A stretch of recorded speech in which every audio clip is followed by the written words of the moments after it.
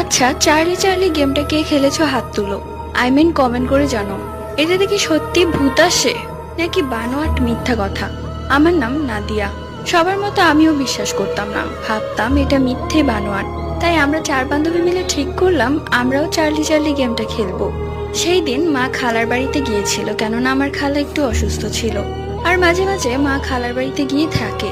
তো আমি আমার বান্ধবীদেরকে বললাম, তুই তোদের মাকে বলবি যে আজকে আমরা আমাদের বাড়িতে পড়বো আর এখানেই থাকবো। কথা মতো ওদের মাও রাজি হয়ে যায়। এরপর আমরা সবাই মিলে রাত 12টার দিকে চার্লি চার্লি গেমটা খেলা শুরু করি। ঘরের দরজা জানালা সব বন্ধ, একটা মোম জ্বালাই, একটা খাতার মধ্যে স্টার আর্ট করি, স্টারের 5 কোণাতে 5টা সেফটি পিন দিয়ে দিই। এরপর আমরা গেমটা শুরু করি। কিছুক্ষণ খেলার পর আমরা অনুভব করি যে কেউ এসেছে। আমরা ভয় পেয়ে যাই এবং সেখান থেকে উঠে পড়ি। এরপর থেকে আমার মনে হতো আমার সাথে কেউ আছে।